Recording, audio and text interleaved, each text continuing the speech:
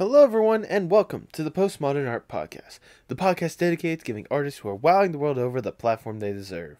I am your host, Nathan Ragland, and for this week's episode, we have the energetic Sara Serval Fisher, a production assistant at Nickelodeon, but also a compositor for Spindlehorse Toons, working on Hazbin Hotel and Hell of a Boss, while being the lead compositor for Addict and Bad Luck Jack. She was just a ball of energy the whole way through, and I had a blast with this interview. Go check out all our stuff in the description, especially her Patreon for Animowtion. Also, make sure you subscribe and follow the podcast on YouTube and most streaming platforms. Seriously, all the recent support has been amazing, and I'd love to see this grow. I've been having a blast speaking to those whose work I admire, and I can't wait for more. Oh, and lastly, I want to give a major shout out to Vera Much, with her song Parts in Motion now being the official end song of the podcast. Go listen to her EP, Thank You. We discussed it last week with the Left at London podcast, but seriously, it's not an EP, guys. It's an experience that you need to have. And now, without further ado, please enjoy the Postmodern Art Podcast. Alright, Sara, before we start, I want to start off with the icebreaker that I have for every episode. So for you, Sara, what is your most unpopular art opinion? Oh my goodness.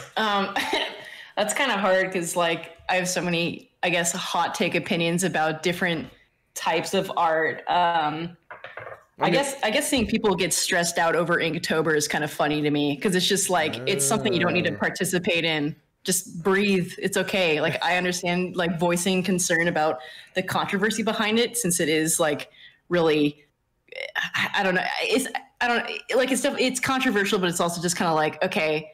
At this point, we all know it's just kind of like a sus thing, just given like all the history that has been going on behind it. But seeing people like stress out over it, it's just like no one's forcing you to do it. But I don't know if it's just like some weird Coachella artist animation FOMO that people are experiencing that causes people to kind of flip out over it. But I have it all muted. I'm just over it. So fair enough. If you don't mind me asking, because I actually don't know about what is there. I didn't realize there was a controversy behind Inktober. First it started off with like, oh, it's Inktober, and then people started getting into arguments about, oh, well, you're not using real ink. You're not doing Inktober the proper way, and everyone's like, who gives a shit? Like, just do digital art or real ink or some other ink something, and then people are like, I don't want to do Inktober. I'm going to make Snaketober or, I don't know, water bottle tober. Every day you get to draw a water bottle. And then it's just like, okay, cool, that's fine. Yeah. And then it kind of devolved. And there's a big scandal that the creator of Inktober, there was also some weird like copyright issue that was later debunked, since Inktober, the word, is trademarked.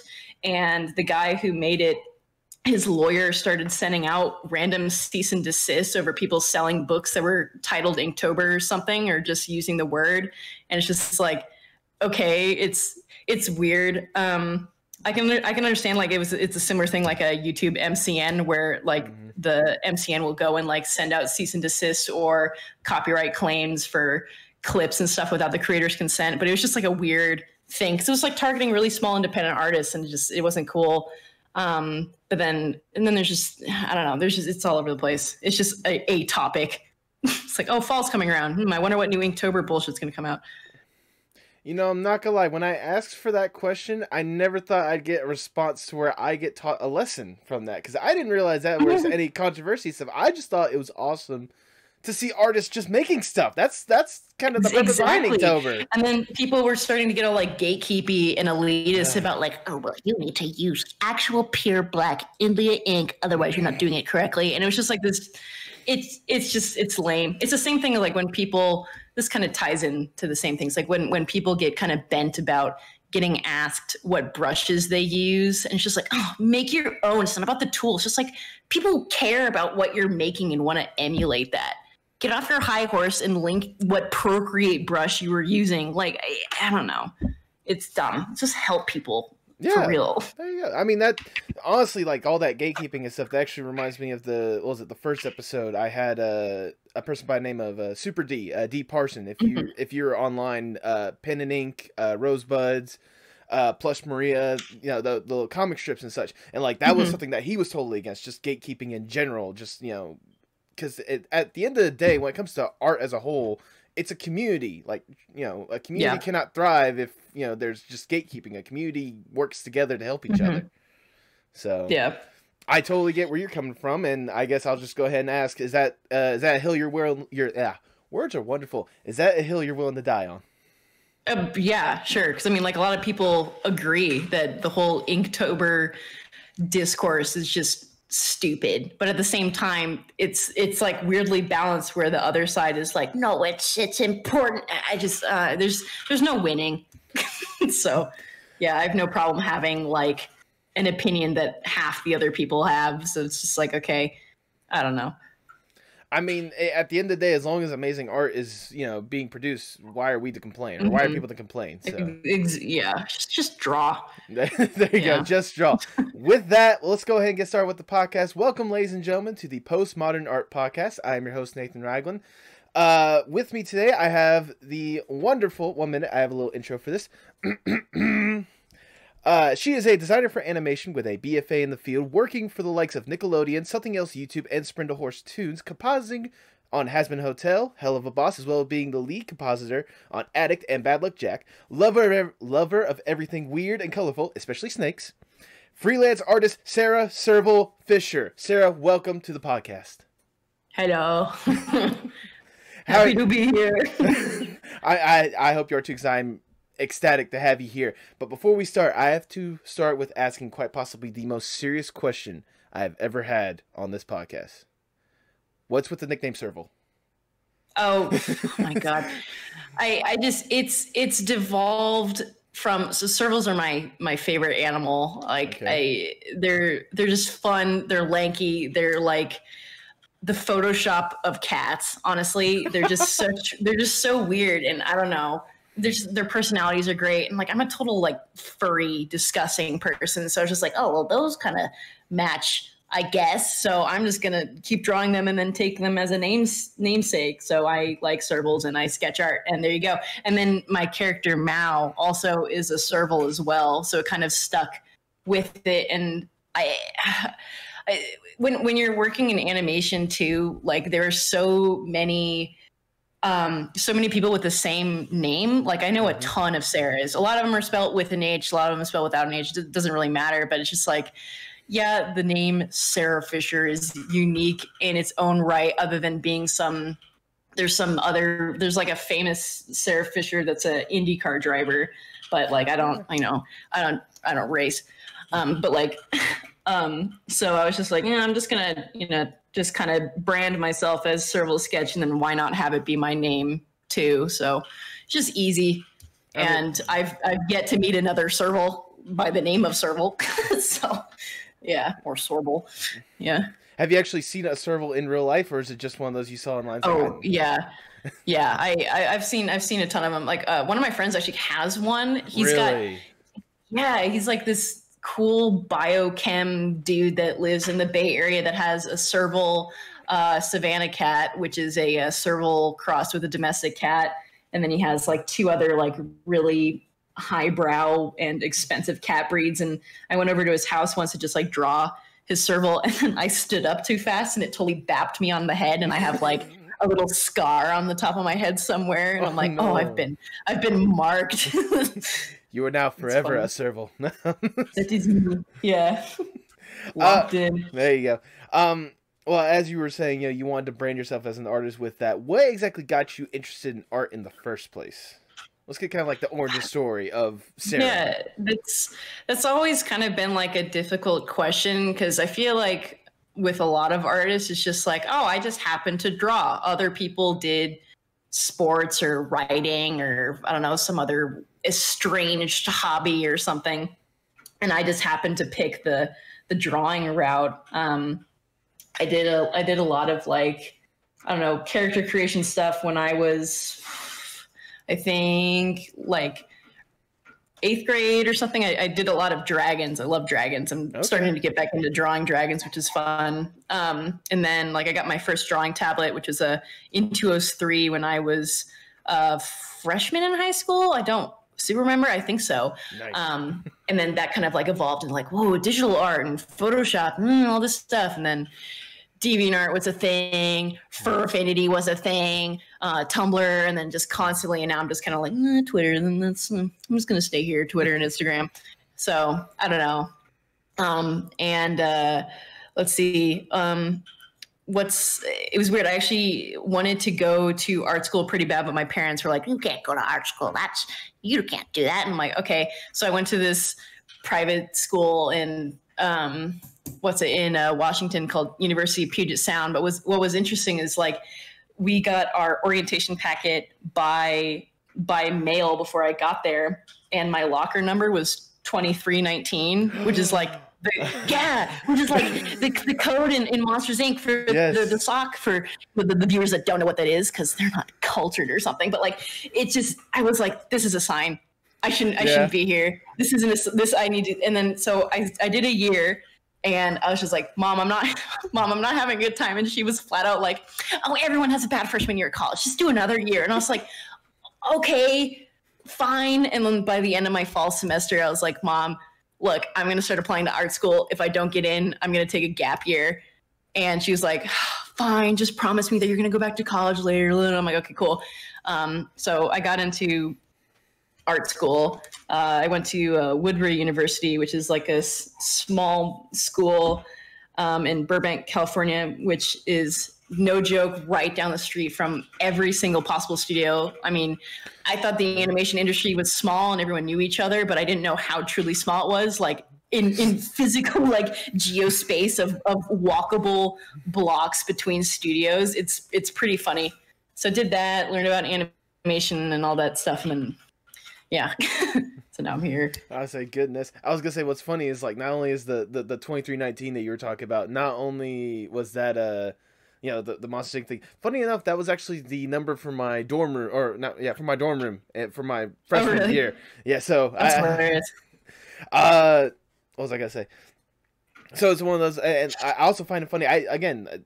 Like you said, I never really thought they were really that close. They were seriously that close. Physically, yeah, it's weird. Like even so there's I live pretty close to Nickelodeon. I mean, everyone kind of lives in Burbank in the main kind of sphere. But like I live close to Nickelodeon, and like there's some off street that you can just keep going down and you'll end up going on Flower Street. And then that whole street has Disney Imagineering, Consumer Products, Marvel, the Animation Research Library, and DreamWorks Feature, and DreamWorks TV on it. And it's just like, God, it literally like 500 feet apart.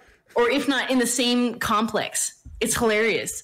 Or even at Nickelodeon now, since CBS and Viacom partnered up, instead of CBS getting their own studio, they're actually like, no, we're going to take some of Nickelodeon space and then also key card off areas where it's CBS employees, even though they're also working on animation shows. And it's just like, okay, it's very bizarre.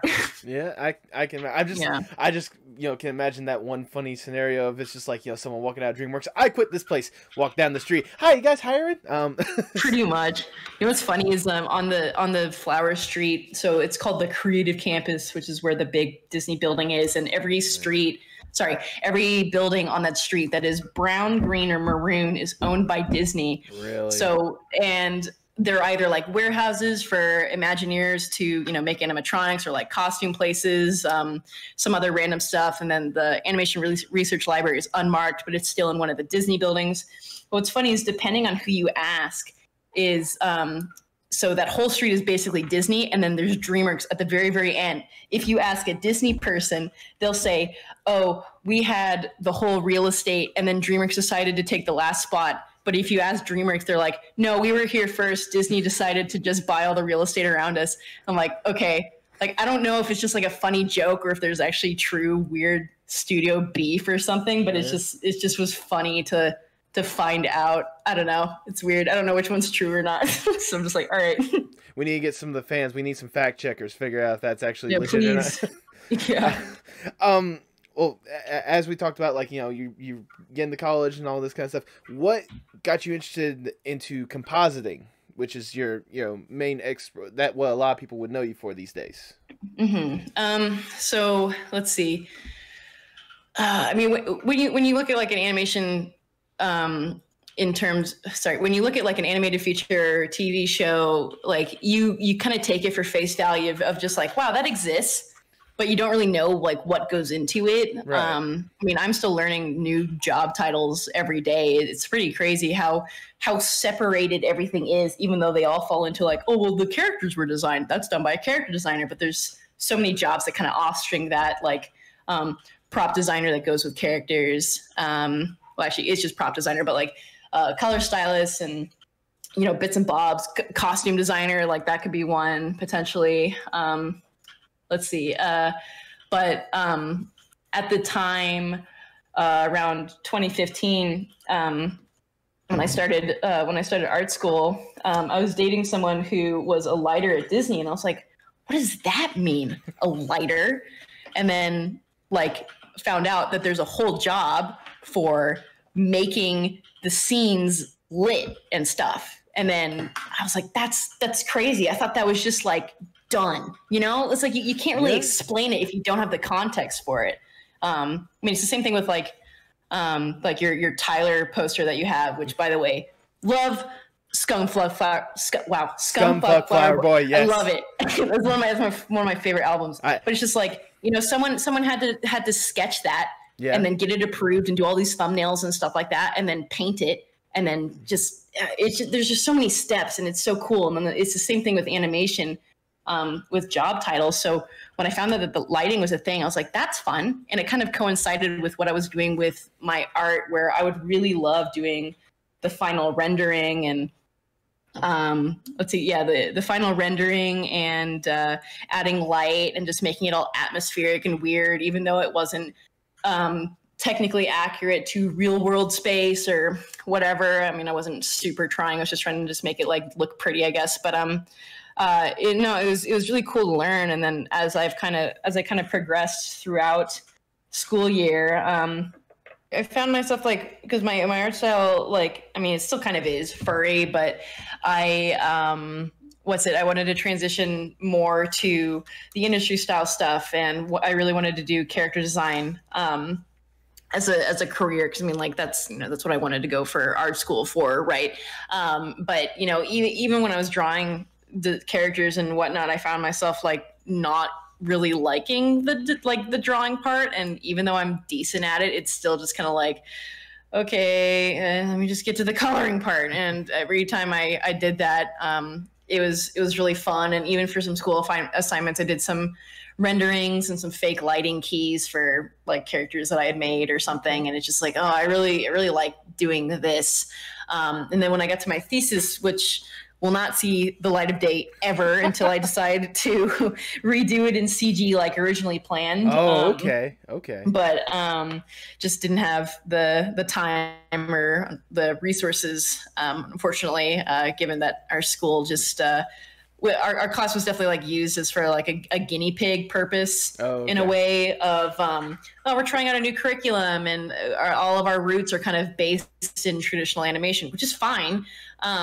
But a lot of the faculty were either like ex-Disney veterans and all this cool stuff, which is again is great, but unfortunately it just didn't really match with the kind of moving times of how the industry was going, since everything's CG now, and all 2D, not all, but like most 2D shows are done with character rigs and whatnot, as opposed to hand drawn. But anyway, so I only had like one CG class, so I couldn't really do it in CG, and like I just didn't have the time or the dedication really to teach myself a level of CG where I would learn how to model, rig, surface, texture, light, render a character, and then multiple sets, and it just wasn't happening.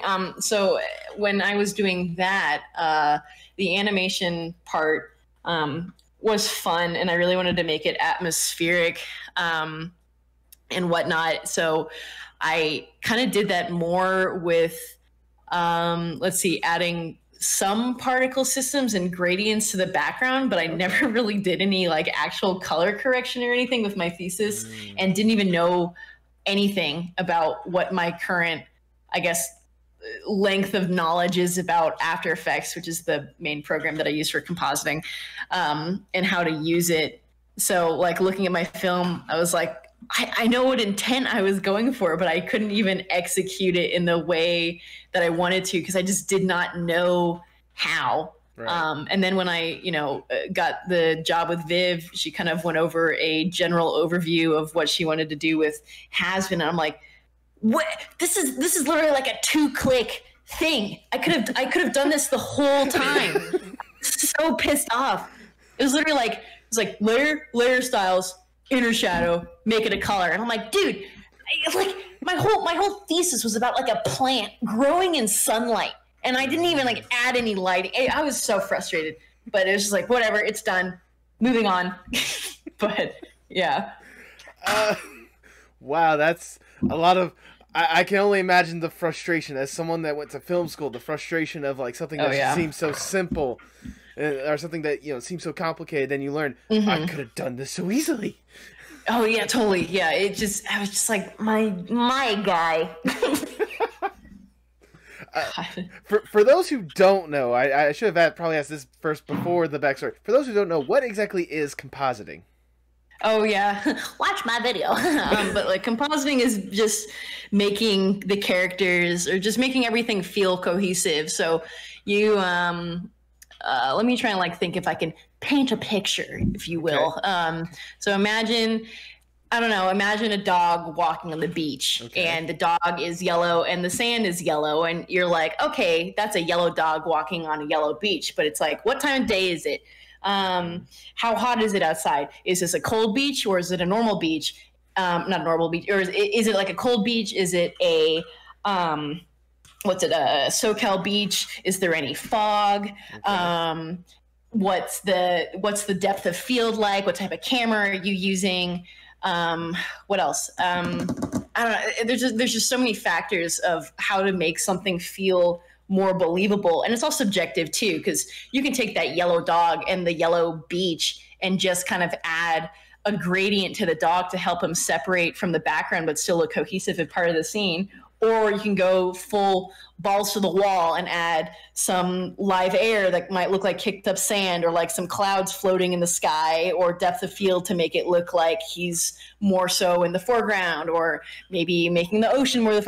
There's just so many things that you can tweak and move around to make the scene feel a little bit more alive and cohesive. And as I talked in my video, when I was compositing Angel Dust in Addict, there were a lot of times where he just was flat out pink, or this weird kind of like desaturated maroon color, but like all of the animation files was just his stock model colors. I just did all of that in color correction, but you couldn't really tell, or rather you couldn't really it didn't really like stick out because he looked like he was part of the scene. So right. Walking into a darker room, he's going to look darker. Having something with a warm temperature, he has to be adjusted as well. Otherwise he'll just like totally stick out and just look, like a file slapped on the background, which is what it is. But yeah. But like with compositing, like in your experience with what you do, you're not just, applying something to a flat color. You're trying to make the environment feel more lived in and let the audience feel more immersed in it, correct? Oh, totally. Yeah, and like one of my favorite like subtle examples is in Addict, when Angel Dust is crying on the bed with Cherry. I could have very easily just kind of left them there because the background was already kind of shaded, and the lighting there, both of them were illuminated by the window light coming in, but and it read fine. All I would really have to do is just like put a shadow on there, I guess. But I really wanted to push that they were sad and that it was like a dark moment. So I made both of them darker, made Cherry's eye stand out as like an emotional focal point, and then also kind of like sculpted the light around like their lower halves so it like would push more towards their face. And then also like did some drop shadow stuff and whatever, just for the sake of like, oh, I mean, they're on a bed and it's a window cast light. But you can only really kind of get so far with procedural stuff like adding a drop shadow within After Effects and instead of doing like a masking thing and kind of like hand drawing, so to speak, with the pen tool. Oops, I just dropped a pen. But no, another thing too is that I feel like people don't realize as part of a lighter or compositor's job is helping sell the emotion. So right. Let me think of a good example. Okay, so spoiler alert, but like it's one of my favorite examples is in Breaking Bad when Skyler realizes that Walter, is this meth king and all this stuff, and she like totally freaks out and is just kind of having like a full-on catatonic, numb mental breakdown and all this stuff. When let's see, Walt Jr., what's his name, Hank, and the sister, whatever her name is, forgot. I don't care about her, Marie, and whatever. Skyler looks at the pool and then slowly goes into it, but the pool's light is blue, like the light of Walter's meth, and her going into the pool and having the blue get more intense on her face is her succumbing to this new lifestyle that she now has to choose to adapt to or drown to. And like even her like going into a pool and then as soon as she's underwater, she's all blue. It's crazy. It's like this total like perspective point that you can choose to see if you know about it. Otherwise, it's just like, wow, Skylar's kind of depressed. She's gonna drown herself. Holy shit! Which is like emotional and intense in its own right. But understanding what color means as an emotive an emotive tone for pushing, I guess, is just, it makes it so much cooler. I mean, like it happens with like composition and stuff too, which is more of the layout artist job, but that's a whole another tangent. But I just love that example because it's just so drastic, and like the color blue in that show is just, it's great. Or like when he gets shot, the song is like "Baby Blue," and it's like, oh, because he died because of his meth shit. So it's just good. I love it. No, first off, before we continue, I just want to say I could listen to you talk about this stuff all day. I am not joking. Oh, good, because I won't shut up. Yeah, like no, yeah. But I do want to say I know exactly what you're talking about because I know whenever I was making short films and such, like I would use like different color lightings to try to like convey different emotion and go back in. I know like there's some people that were incredible with like color corrections when it comes to Adobe Premiere, and like they can convey like either like a super sorrow and depressed moment by adding like a good bit of blue or something like that, or like in most horror films you see like the color red for like certain scenes and stuff. Lots of greens and stuff too. Yes. Yeah, green is like a super, because like that's definitely a good point too. Saw, the first Saw, I mean the third one's fine too. They both use like really, I love the Saw franchise, they're so good. Okay. But like in the first one, like the use of just fluorescent light blue and green to really just make the red blood pop. Yes. It's just good. And then that also just comes down to like basic color theory too. It's like, oh, red and green, they're complementary. It's not Christmas, it's blood and stuff. So I'm sorry, that is quite possibly the greatest phrase I've ever heard. It's not Christmas, it's blood and stuff. in my bedroom. Yeah. Oh goodness. So I guess long story short, I think you would say that compositing is very important when it comes to animation to help. Yeah. Let's say long story short. Yeah, it's so good. Yeah. I don't know where to go at this point. No. Yeah, no, stuff's great. Let's go to a little bit more of like your work history as a whole. You said yourself that you were actually, I don't know if you said it, but I know you mentioned Nickelodeon. You're actually working with Nickelodeon right now. On your resume, you listed that you're actually a production assistant for the Big Nate show, which I didn't even realize was even being made. Ooh, you found my resume. I did find your resume. I do my research. Thank you.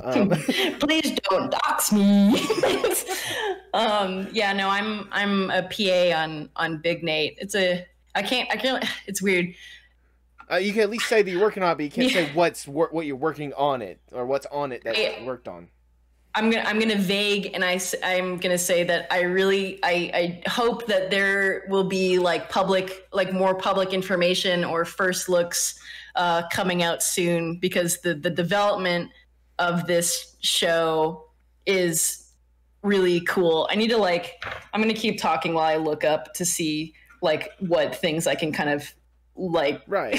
Well, NDA elaborate on, because like it's neat. I do want to like just ask, like, not like when it comes to the actual experience of like working on the show and such, was it what you imagined it would be like working for a big studio like Nickelodeon like that, or is it something just wildly different? I know COVID may have had a little hand in making it different, but as a whole, is it what you imagined, or is it just something completely different that it's hard to describe for anyone looking to get into animation?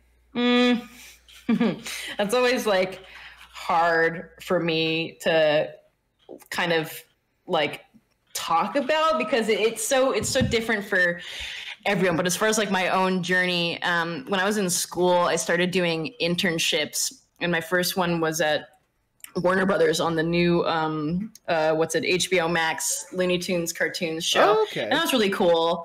And there were lots of oh yeah, that's right. The resume that I have public is my art one, not my production one. Yeah, that's right. It doesn't list all my internships. But yeah, I did production internship on the Looney Tunes show, and it was really interesting and eye-opening to see like what an animation studio is like. Excuse me. God, every time I talk, I like burp a ton. So if I like go off, I'm like, God. Anyway, You're fine. Jesus. Yeah, it was cool, and then like learning the tools of the trade and all that, and just seeing all the development art was really exciting. And after that, I got a development production internship at DreamWorks TV, where I got to kind of put my little grubby little fingers all over like 40-ish plus projects that were in development. And I thought that was a really unique experience, since DreamWorks doesn't have its own network. And this was kind of, what year was this? This was 2018. Okay. Yes, this was 2018. So yeah, the streaming services were definitely popping up, but they were not as popping off as they are now. I mean, because of, pandemic or whatever. Right. So I thought it was really cool to see that since DreamWorks doesn't have its own network, the development team would actually develop either properties that they had bought from already established IPs and started developing in there, or they would get internal talent to pitch shows that they want to make, and then that's a whole internal talent thing. And then the whole development team would just be leading up to create a pitch Bible or pitch deck, whatever, to then sell to a streaming service for them to start production on, or to continue developing depending on the contract. So that was really neat, because usually at studios they have, at studios that do have networks, it's like you have the dev team in-house, like at Nickelodeon, you have the dev team in-house, and then they, it airs on Nickelodeon. So it's just like, okay, everything's kind of like in-house, but DreamWorks established all these different relationships with Amazon Prime and Hulu and Netflix, and I'm sure I'm missing like a ton of them, not Disney Plus though. And like, it just was, it was neat. Let me see. So that was fun. And then I did a consumer art internship at Universal / DreamWorks. I say / DreamWorks because even though Universal does own DreamWorks, all of the properties that I provided artwork for were for like DreamWorks TV. So I drew a lot of Spirit, like drawing horses. Right. I did stuff for Cruise 2 Publishing, Trolls 2 Consumer Products, Spirit again, She-Ra. I saw you did consumer art for Felix the Cat that was, I guess, was in development or something. Oh yeah. Oh, sorry. What was that? No, I was saying the Felix the Cat one that you did. I assume it was for something that was, I guess, in development or something. It was. Let me see. It just was for a thing. Okay. That's like I can vague for. I don't know what happened to it. They just were one day. They're like, "Hey, when you draw Felix," I'm like, "All right." And then I did, and then those were literally the only drawings that I made. And I'm like, all right. So I don't know if they went anywhere. But yeah, and then after that, I got a production internship on SpongeBob and Camp Coral, and that was really fun since that kind of like introduced me into Nick. Yes. The Nick culture is really fun. I mean, their studio itself, like the first thing you see when you go through the security office is a big hello with an exclamation point over the archway to getting into the studio lawn. Okay. And the lawn has like all these funky chairs. It literally looks like a playground. It's great. There we go. Yeah, but it was also like really great during our orientation. The internship kind of head person. I don't know. I forgot what her actual title is. I think she's just like the head of the Nick turns. But her name is Amy Wu, and she also works in HR and is really nice. But she made us feel really, really special, which was cool. She told us how many other applications there were and that we were all handpicked. There were only like 20 of us, and they got like, I think over 8,000 applications. Goodness. Like I was like, wow, I'm pretty cool. But then I just thought that was neat. But I was also interning on 2 shows. So I was, I'm not sure if the other, because Nick takes interns for 4 different departments too, not just animation. So legal, marketing, all that good stuff. Live action, since they're the Burbank studios are like right down the street from Nick. Let me see. Yeah, so it was really cool, and I met a bunch of other interns that were working on their shows, but I was on 2, and they just happened to be the 2 shows that were super duper intense, since it's SpongeBob, which is like the face of Nickelodeon. And I was like, whoa, that's crazy. And a lot of people on the staff have been there since season 1, like really? 20 plus years. Yeah. Okay, that's right. I interned during the 20th anniversary. That was pretty cool. Yeah. Man, it was so sad though. They still had Steven Hillenberg's office set up and everything, and no one went in it. Yeah, it was really sad. I can't imagine what that was like for, the I don't even want to say older folks, like the veterans that have been there since day one. Right. Like that is woof. It's crazy. Heard a lot of really emotional stories from the crew about like how great of a guy he was and this and that. And I'm still having like trouble processing feelings about how I feel about like all the spinoff shows that are coming out. Like, I mean, Camp Coral, as soon as like my first day on the internship, Camp Coral got greenlit, which was like, whoa, okay, that's neat. And then that was also like the first day of production. It was like, whoa, wait, it got greenlit, and then like now it's in production. But that's also like, okay, I mean, stuff can be greenlit but not publicly announced. So I just was like, I mean, I know that now, but at the time I didn't. I was like, oh, okay. But it was weird. And I mean, like just recently too, the Patrick show just got announced as well, which is also being made by the SpongeBob team. So Mike and Vince. Yeah, it's interesting. But yeah, no, SpongeBob was really cool, but it was also hard. Like my other internships were very, very lax. My production team was like, giving me suggestions about things that I could improve on in terms of just like being an intern, because Nick it wants you to be involved as much as possible. Right. I mean, kind of during later on, since my internship was, I think, May through August of last year. And at first I was just like, okay, I'm just going to show up and do my job and leave, which is like, just for anyone listening that wants to do an internship, don't do that. Don't be nonchalant. I mean, like the fact that you were handpicked for an internship, just give it your all. Don't be lazy bones. It's just lame, and people remember it. My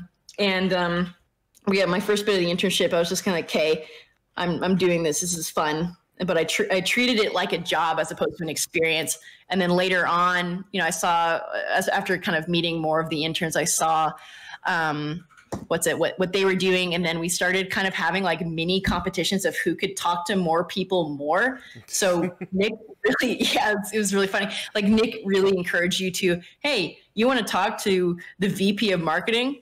Fuck it. Send them an email. Yeah. Say you're a Nick turn. They'll meet up for coffee. Or you want to meet the head of the show or this XYZ artist or whatever. You want a portfolio review? Do it. And I thought that was really cool. Since if there's one thing that I've noticed that I am very, very glad that I grew out of, is that I feel like people, especially within the animation industry or just artists in general, have like a weird fear, like, oh, I don't want to bother anyone. I don't want to do that. They're not going to talk to me. I'm just an XYZ. I'm an aspiring XYZ. And it's just like, fucking be an ABC then. Put yourself first. Like, I don't know, like make those connections. Grow your alphabet, dude. Like, it's just, there we go.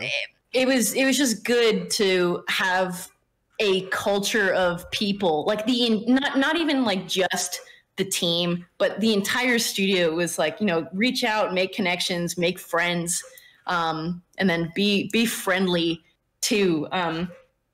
Because a lot of students I feel kind of choke up with a weird pedestal of like, oh, they don't need to talk to me. It's okay. They already do. It's just like, just do it.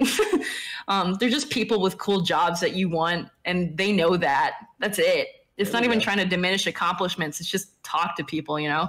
And I really like that. So the interns and I mean, I'm an intern too, but like we all would do like that sort of stuff and made connections that way with the interns and other people we talked to. And it was really fun. And I'm still talking to, you know, a few people that I've met there, totally unrelated to my Nick job. So it was fun. But yeah.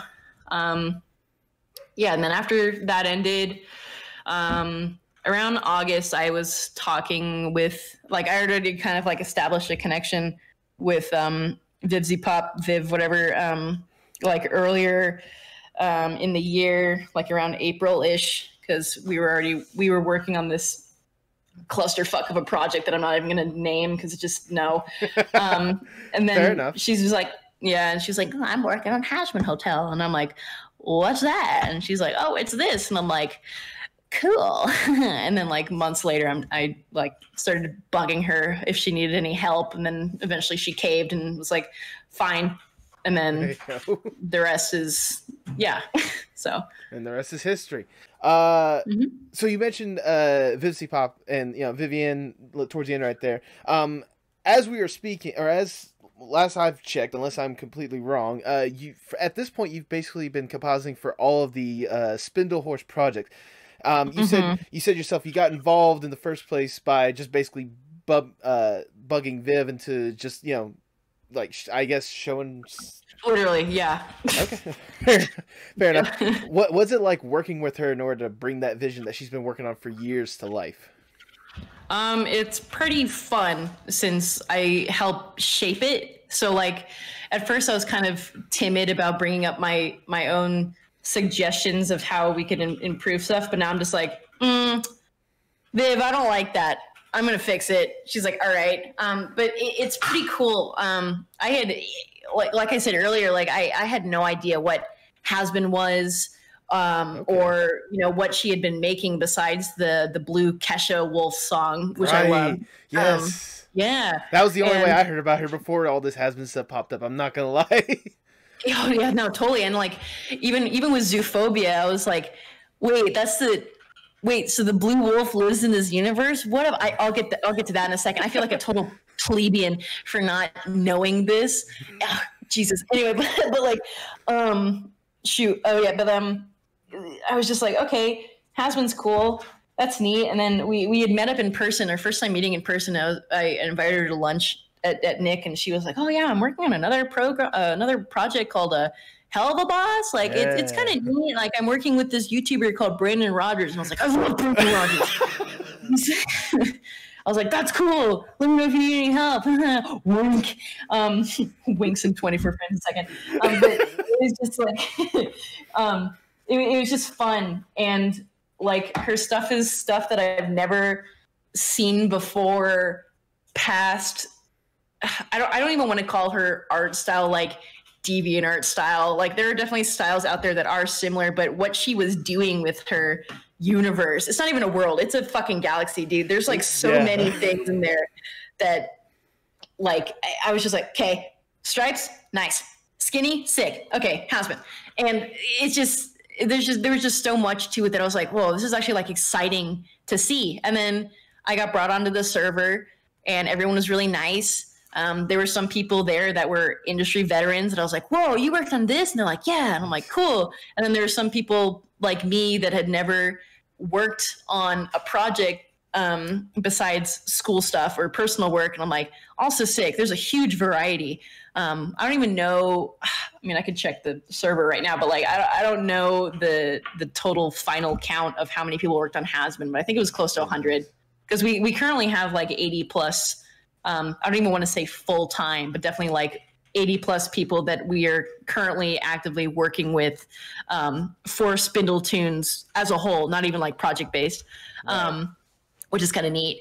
But yeah, Hazbin was just neat. And then like I started seeing the hype for it and I was like, whoa, this is a bigger thing than I thought it was going to be. That's crazy. Yeah, dude. It was whack. And what's funny is like Viv and I like live pretty close to each other. So there'd be sometimes at like 3 o'clock in the morning where I'd be like, hey Viv, you up? And she's like, yeah. I'm like, okay, I'm coming over. And then we would just like work together on stuff and have like all 16,000. She only has like 2. I mean, she has 3 now, but at the time she had 2. Like her cat's like running all over the place. And then just go and get some crazy caffeine loaded Starbucks and just work until we passed out and then wake up and then work again. Yeah, she has this cool beanbag that I just was like, okay, I could drive home. I'm sleeping here. Sorry. And then like wake up and then just get right back to it. It was pretty fun. Yeah. What else? And then the fact that she even booked, this part, it was public, but I just wish more people posted about it. But like she booked a theater for us to watch the pilot of Hazbin Hotel, as well as also the Hell of a Boss pilot that no one had seen before. Not even so. She brought me onto the Hell of a team just as I wrapped up the Hazbin, but not everyone who was on Hazbin was on Hell of a. So there was like a big chunk of the crew that didn't see anything from Hell of a before, and they're like, "Whoa, what is this?" So seeing everyone's genuine first time reactions was so cool. And then we went to this cool steampunk bar, and I got like totally blasted and great. Yeah, I discovered what absinthe was. That was pretty neat. Oh, yeah. I have a friend whose grandpa was all about absinthe, so I'm aware about that. That's great. Oh, yeah, no, it was fun. I really liked it, and the whole week that the Hazbin premiere was happening, like. People like crew from around the world, like people from London and France and Canada and shit, like flew to LA for a week of just hangout, and it was so fun. Like had parties at Viv's place. I was hosting 2 of my good friends who also were from the Clusterfuck project that Viv was like, "Okay, no, you're coming here." Good. And then like I hosted them for a week, and that was really fun. And they're still on the team, and it was really great. And then have like a mini like, oh, we get to put on makeup and go to the party, woohoo, and all this stuff at my place. And then it was really fun.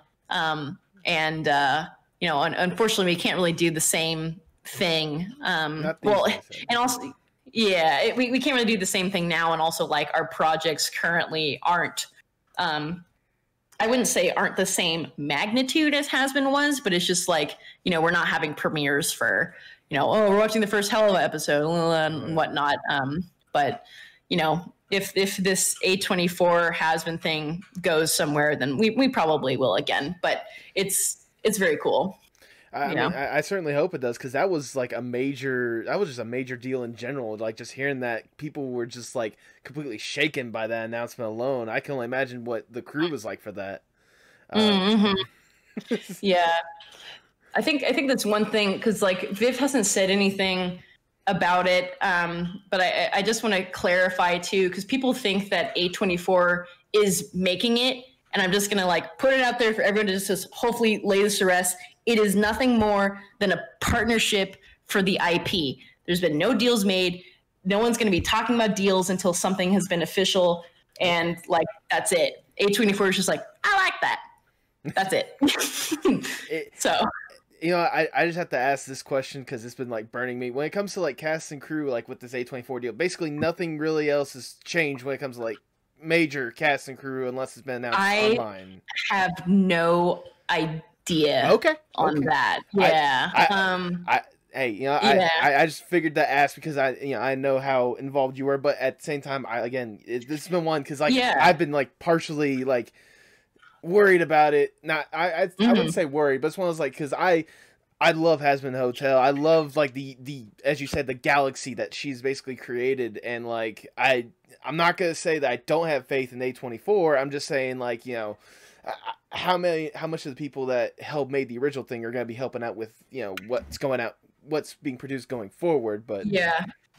Yeah, that's all up in the air because like when something becomes partnered or like becomes, I don't know, under the microscope of being funded, there are so many moving parts when you add such a big party, such as I don't know, a studio that's helping fund it, or I don't know, this is not happening. If it does happen, I'm just like, disclaimer, I'm not saying that it is or will it, but like, let's say a vendor studio is like, oh, I want to work with you guys on making this project. The vendor studio has their own artists. Right. And when there's a partnership, it comes down to, I guess, extra money of hiring freelancers or even like getting original crew members onto said team or whatever. But there's no guarantee. And I guess that's also like, why people are making all these assumptions of, oh, well, it's being sold to today, or, oh, it's actually being like, it's being animated by A24. It's like, there has literally been nothing public or announced, or Right. even like on my end as like being, really like I quote unquote high up on the Spindlehorse ladder or whatever that has been discussed about what's happening. So like seeing all these people like making assumptions and rumors, like it's just like, okay, I get it. Some of them I'm just like, okay, now you're just being stupid. Like someone was like, I heard that Disney bought it. It's like, okay, no. I'm just saying that flat out. Disney, no. Disney is not involved. I just want to say Angel Dust would be quite the interesting Disney princess. Just saying. Angel is a Disney princess. She's a Coke princess. God. So basically, I'm also putting a disclaimer here too. If at the time of this interview or later on in this interview, Disney and Hazbin decide to partner, I was not responsible, and you cannot hold me liable. Legal disclaimer. Please don't take this canon, fans. So basically, long story short, when it comes to disclaimers and all this kind of stuff, when it comes to this A24 deal, when we'll know, it'll be announced. But past that, just be patient. 100%. Okay. I mean, the fact that when I posted my Addict video, people were like, "Is this the second episode of Hazbin Hotel?" I'm like, dude, I linked the project. It's a music video. Yeah. You dingle. God, I just. But then I don't know. I have to like remember that like a lot of these fans are minors. Yeah. Even though the content is for 18 and up, you cannot get your parents' permission on this. It's just like, all right, whatever. So I just go on Reddit and ignore everyone. But, yeah. Well, speaking of like your work with that video and just in general, throughout all this Spindlehorse and working with Nick and all these interesting kind of stuff, what has been like your proudest moment or the proudest thing that you can show someone and be like, I did this is the best thing I've ever worked on? What has been your proudest Addict for sure. Okay. Yeah, because I was like, so Hazbin the pilot, it was, I mean, I feel like, I mean, Viv will agree, it was all over the place. Like, right. Just like the styles, the colors, and like I did the majority of the Big Alistair reprise song. But even then I was like, oh, maybe this time I'm going to use green. Maybe this time I'm going to use purple. And she's like, no, bitch, looking like fucking like be consistent. No, like make it look like a thing. And like some of them were good and some of them I'm like, all right, I've learned. But with Addict, like I was able to go full do whatever I want for it, but like the style was already set because everything was just like pink lighting anyway. Yeah. Since it was in the strip club and it's also Angel's song, so like Angel's color is pink and character colors and emotions and whatever. But yes. Like for that crowd scene where Angel is it like flashes back and forth to like the emo part or whatever. like I could have very easily just have added a gradient to the crowd and maybe shifted the colors a little bit and whatnot. But like I spent, I think like 2 hours on that shot alone, which is a long time for me. Usually I get it done within like 30 minutes, but like this one was intense. And I was just like, oh, I'm going to make it like as cinematic and dramatic as possible. And it worked and paid off. And there are a bunch of other shots too that I did that I really liked. And also the song is a total bop. So like it really is. It helps that the visuals are sick too. So, yes. Yeah.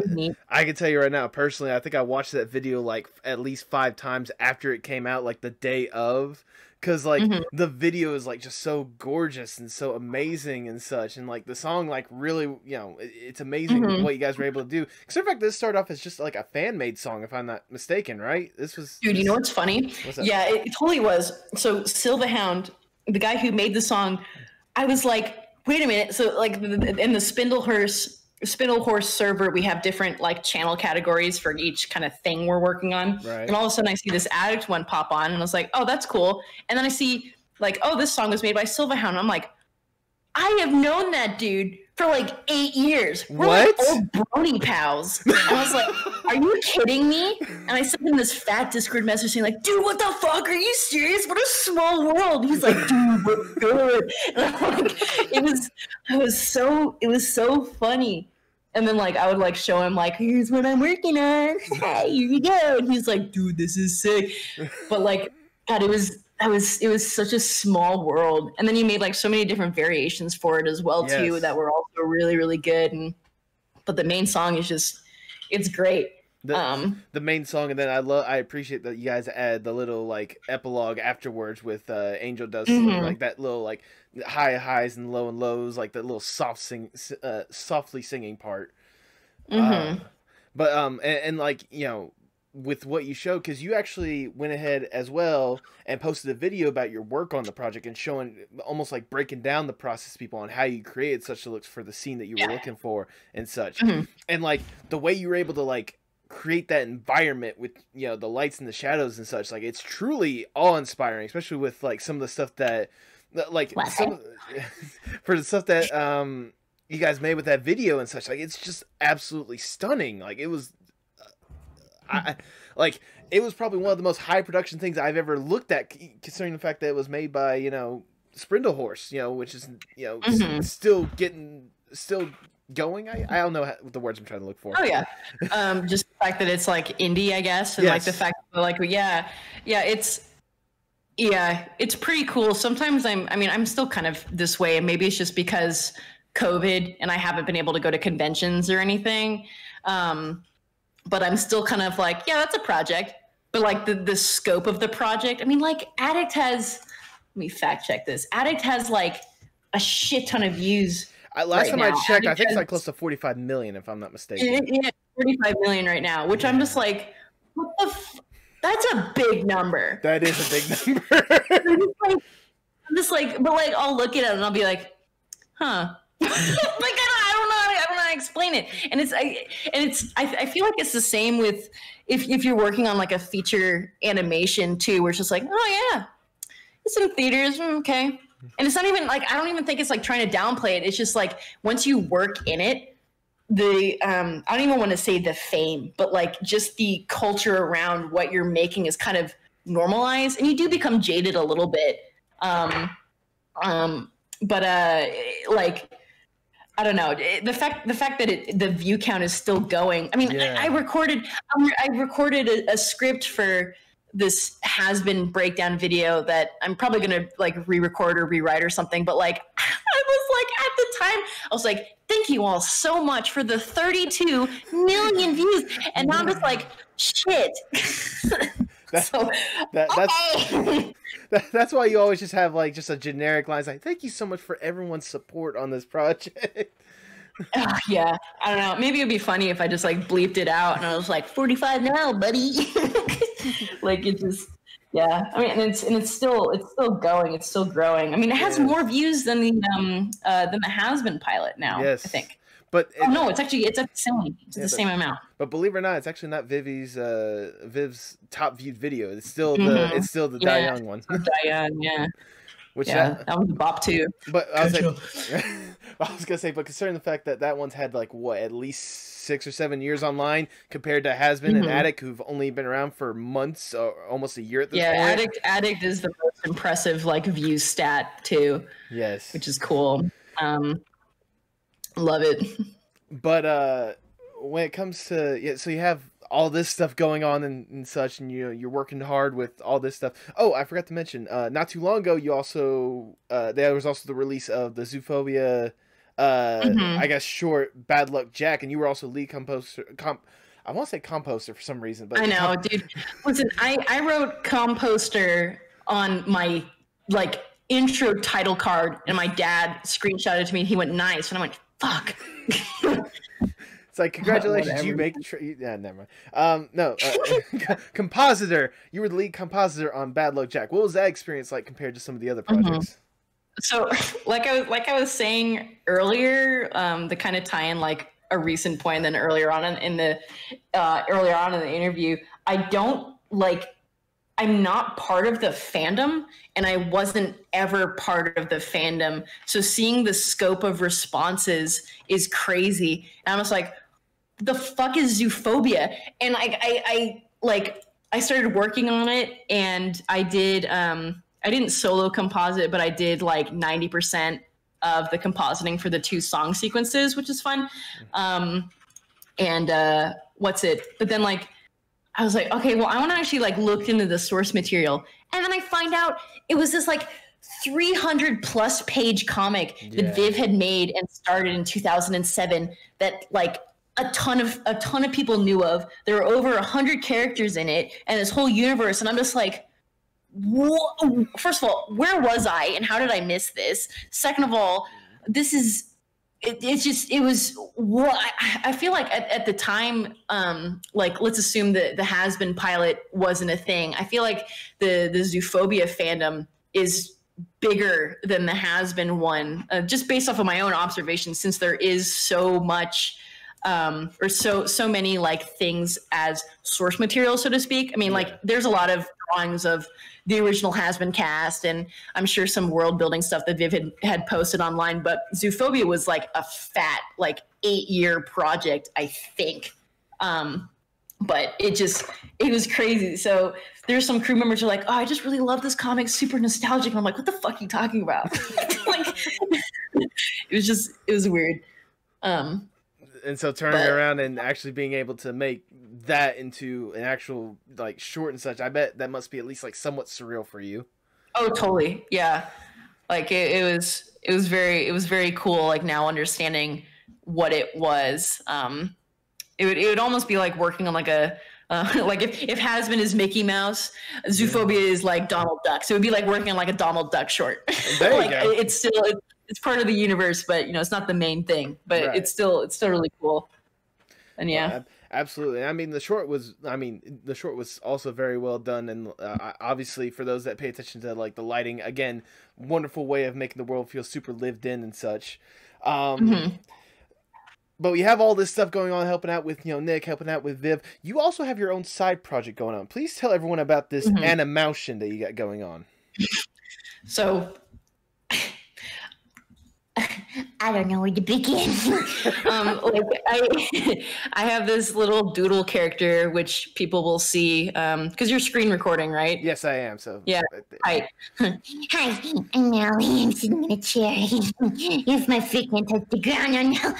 But she's like this little doodle character that I do voices for and tell really awful puns and jokes with. And it started off as just me being bored and procrastinating in my dorm room, and then kind of evolved into like, oh, people think this is funny. Oh my God, I'm getting fan art now. Oh my God, someone wants to send me cough drops because I cough every 2 seconds when I do the voice. So then, oh my God, I just received a massive 500 cough drop bag from someone.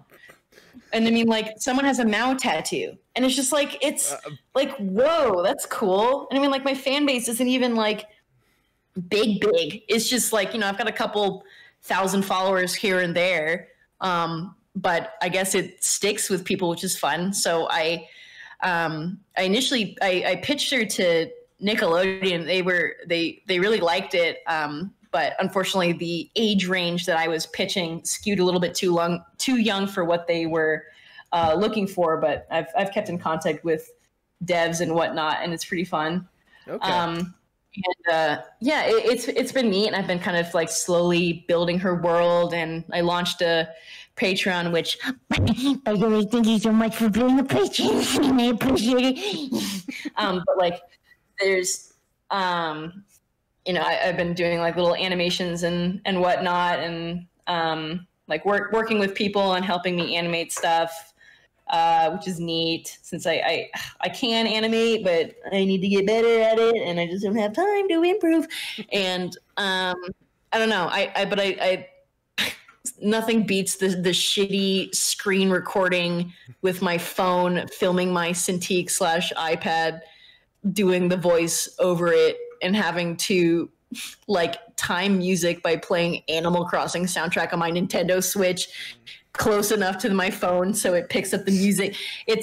I make it really difficult for myself, but it's fun because I think that the kind of trashiness of the production makes it funnier. Yeah. And I like being stupid. It kind of works out.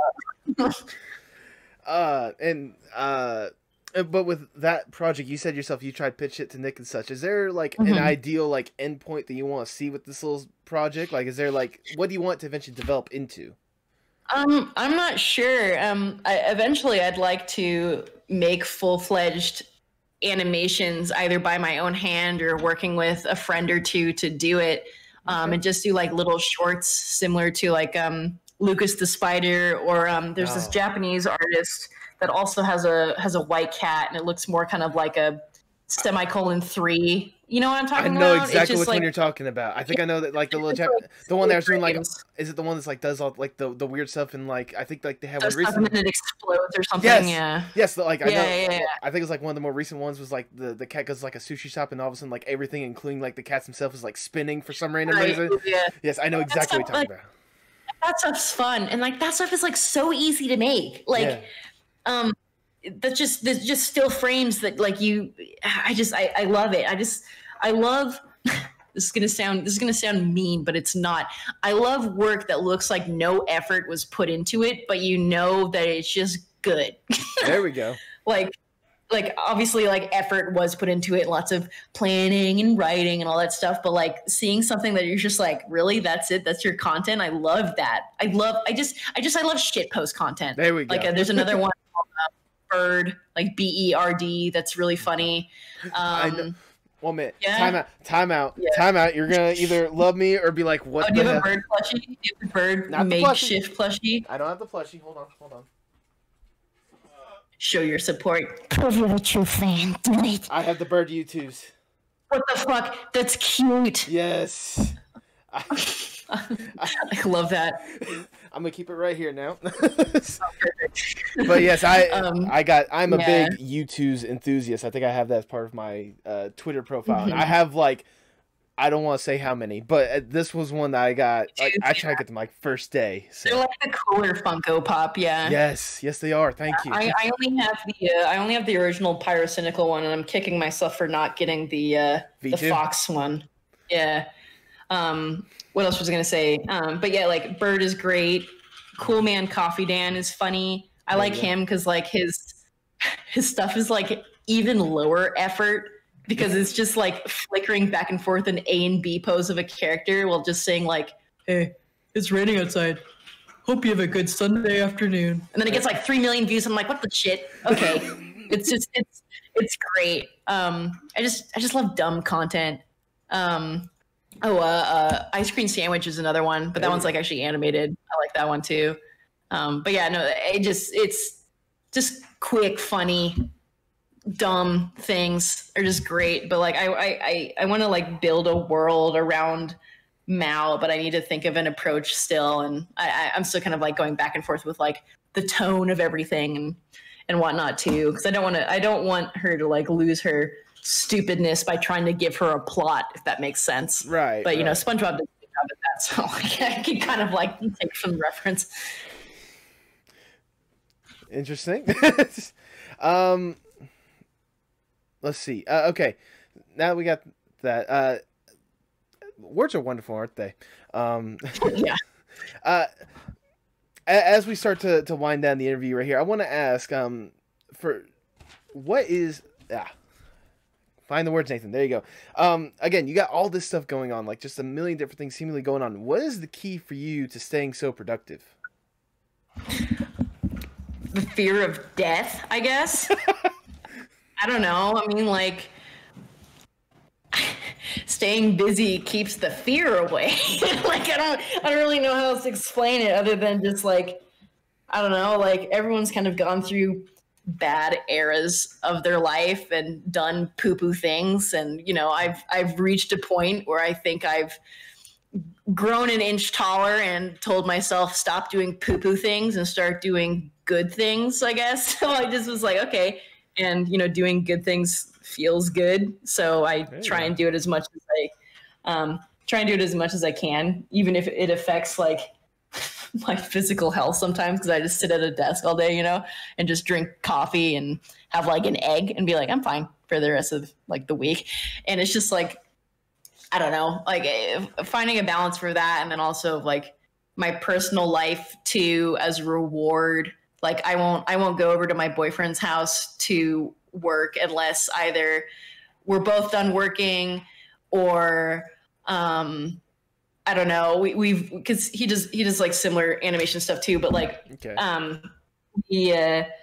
kind of reached a point where it's just like, as punishment, we're not going to hang out until we have like our homework done. And I think that's been really fun too. It's just like being held accountable both by your own actions, but you know, other people's as well too. And my roommates also do work for YouTubers as well. They're the Pivots XXD, who's a full-time animator for Jaden Animations. Yeah, and then his girlfriend Anti Darkheart, who does stuff for Jaden, used to work for The Out, and then now she's been doing like VidGlow stuff and streaming, and just like a couple kind of like, she's kind of like me where she hops around with freelance. Actually, she did a couple backgrounds on Bad Luck Jack, and then she's working on backgrounds for Hello Boss too, which is pretty fun. Okay. So I'm very happy that Viv liked her stuff enough to give her a job, because now I can just walk over to Kelsey's desk and be like, did you do your shit? Because I need your shit. And she's like, okay. But no, it's fun. I enjoy living with like people within the same type of internet culture. It's fun. Fair enough. That makes sense. No, I totally get that. Kind of have that you know, universal mentality, because you guys are basically all in the same boat in a sense. Mm-hmm. So you guys can. Yeah, we're all like mutuals with everyone too. Just like our friend group is like, oh, I know so and so YouTuber. It's like, oh, that's cool. And then like I know a lot of animation people, and they're like, oh, you know this person. It's just it's a fun community, which is neat. Absolutely. I'm about to ask probably one of the most generic questions of all time. Where do you eventually see yourself, say 5-10 years from now? Like, you know, keeping up with this stuff. I don't know, man. Like, I'm already a lead for Viv. So if, you know, some big studio, something happens, hopefully I can like stay on board and be a lead then too. Or eventually I'd love to be a showrunner, because I feel like I have a good grasp on managing a team and also being assertive. So that'd be neat, whether it be for the Mao show or whatever, or like something else by a different studio. That'd be cool. But I don't know. It's definitely weird. I don't think I answered your question earlier about how working for Nick is different during COVID. And I guess I kind of like, I totally didn't. I gotcha. Hey, you're a lot better remember this stuff than I am. Wow. Mike Pence turned that shit around, dude. No, we're talking about me. What was I gonna say? Yeah, like it's kind of the same of working for Hazbin. Like I've already been used to working on a team that's remote, or people working in different time zones. The Nick thing is just that the only difference is that there's like scheduled meetings that you have to attend to, and things have much harsher deadlines, because there's a lot of moving parts that depend on you doing your job in a timely manner, right? Right. Whereas working on Hazbin, it's like, yeah, we have a deadline, but it can be pushed sometimes. I mean, you don't really want it to, but since like, I don't know, Viv posts when she wants to. And like, you know, if it is delayed by a day or two, she'll be like, this sucks, but like, you know, whatever. You know, trying to not let that happen. And it will not happen for the next hell of an episode, which by the way, will be released by the end of October. There we go. I'm certainly excited for it. Dude, it's so good. It's like the team has improved so much, and it's just it's so funny. I like rewatch the animatic just because it's just so good. There we go. Yeah, it's not very different. A lot of my coworkers, they're like, oh, I don't like work from home. I miss being in person. It's just like sucks, dude. Like I get it, but it's also like I'm just so jaded from working from home on freelance projects, and especially like in production, because I did production stuff too for you know, Spindle stuff, and I'm still doing it. That I'm just like, it's not that bad. It's okay. You can go get coffee without people knowing. Or take a nap. I'm just thinking of like the meme that's been going around nowadays from like Top Gear's like, oh no. Anyways, yeah. As we wrap up the interview, I do want to ask this question. For anyone that's looking to get into compositing.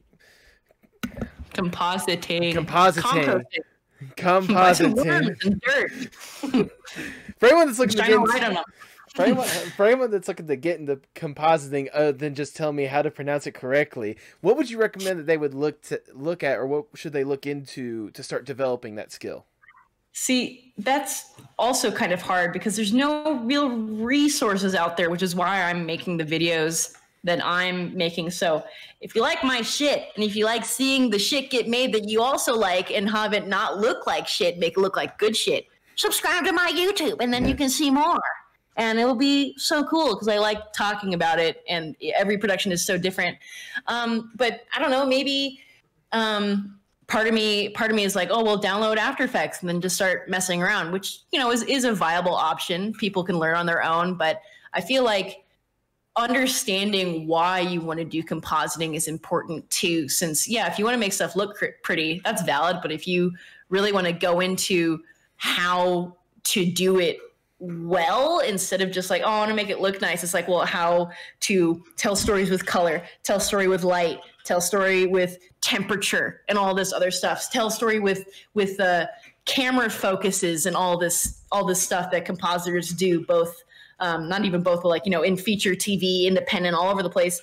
Like having a more solid foundation of why you want to learn it, other than, oh, I just think it's cool, definitely helps. Because I mean, like, if you just want to find it, if you just want to learn it because it's cool, like that's totally fine.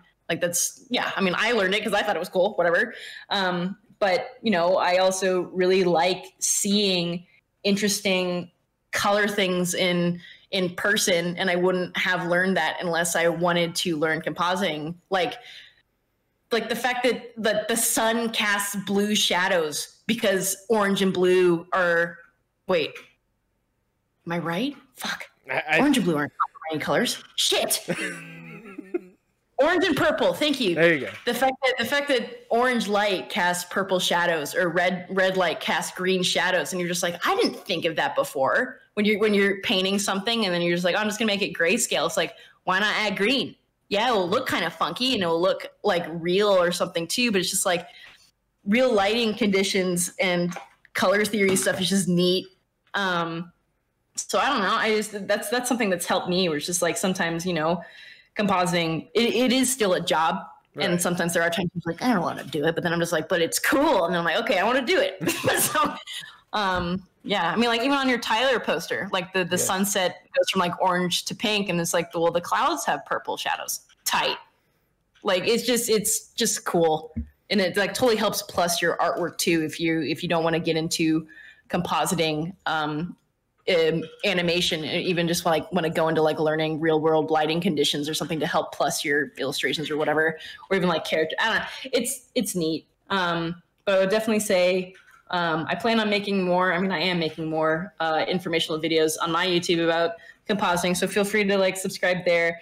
There's a really great book called Color and Light by James Gurney, and it has this sick dinosaur on it that is really good about color theory. Watching any Pixar talk, and I mean, I'm sure Disney has some too, but like Pixar has a really good lighting series done by Diane Feinberg, I think, and she is the DP or the director of photography over at Pixar. Okay. But there's a really cool example from Coco about like, this is like total side tangent, but it's like, oh, well, when they discover that De La Cruz is a bad guy, like he starts off like kind of green, and then when he gets closer to the pool, it like upshots him with dramatic lighting, which is also like an evil thing, so to speak, but the lighting turns more green, like, ooh, that's an icky, scary color. It's just neat. And I mean, 2D animation has it as well too, like a what is it? Like Mufasa, no, sorry, Scar, with the green lighting and stuff. Like it's I don't know, do research on not old, but like do research on animation or films or TV shows or whatever that have cool lighting. Try and understand why the choices are being made, like the Skylar and the blue pool and whatnot. Still don't know why they make Mexico yellow. It seems kind of racist to me, but it does. It's weird across the border, and then you just like lose like half the color in your vision. You're just like, yellow. No bueno.